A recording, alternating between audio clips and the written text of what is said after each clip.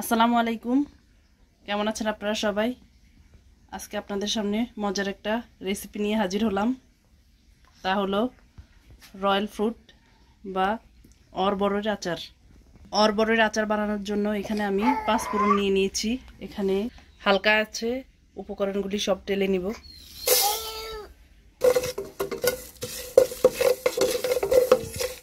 পাঁচ ফোড়নগুলি টেলে নেওয়া হয়েছে। এখন ঠান্ডা করে শিলপাটায় আধ ভাঙা করে বেটে নিব।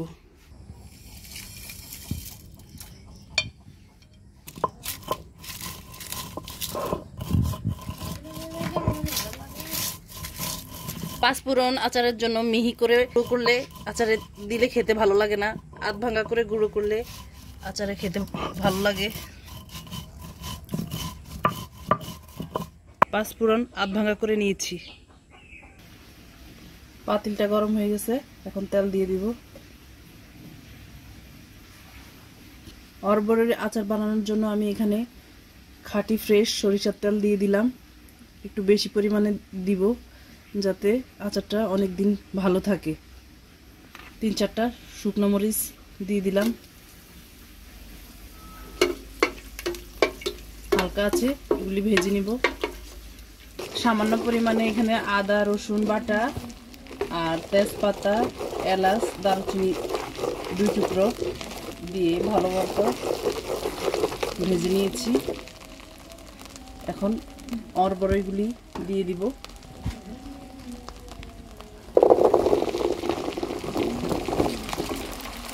অরবরইগুলি দিয়ে দিয়েছি।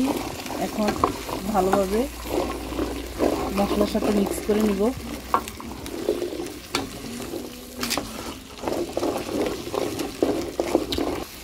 অরবরইটা মিডিয়াম আঁচে ভেজে নিলাম। এখন এখানে আমি কিছু আস্ত কালো জিরা আর মৌরি দিয়ে দিব।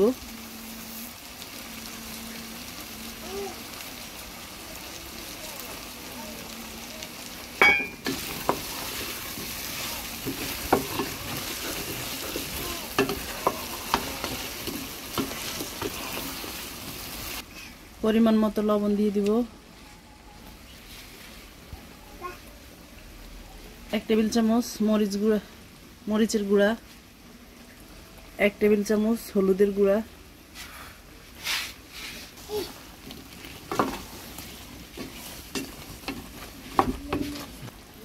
আচারে কিছু আস্ত রসুন দিয়ে দিব। আস্ত রসুন আচারে দিলে খেতে ভালো লাগে।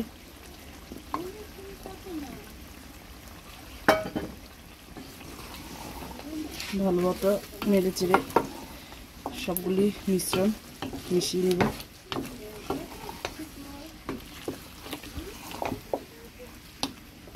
আচারের মধ্যে আমি চিনির পরিবর্তে গুড় ব্যবহার করব। গুড়টা দিয়ে দিলাম। গুড় দিয়ে আচার বানালে আচারের টেস্ট অনেক গুণে বেড়ে যায়।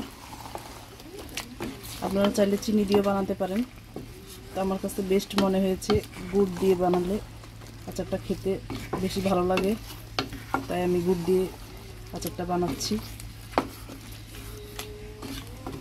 এটা আমি আখের গুড় ব্যবহার করেছি। আখের গুড় দিয়ে যে কোনো আচার বানালে আচারের টেস্ট ভালো হয় এবং কালারটাও সুন্দর আসে।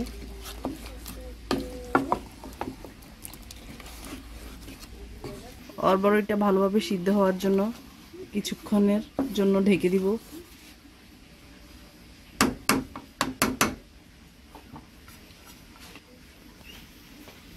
অরবরইটা সিদ্ধ হয়ে গেছে। এখন এখানে সাদা সিরকা দিয়ে দিব যাতে অনেক দিন পর্যন্ত আচারটা সংরক্ষণ করে খাওয়া যায়।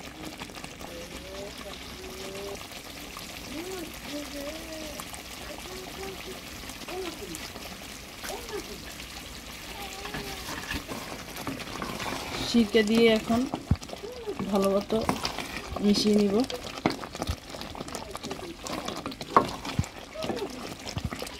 পাঁচফোড়নগুলি এখন দিয়ে দিব, দিয়ে আচারের সাথে মিশিয়ে নিব।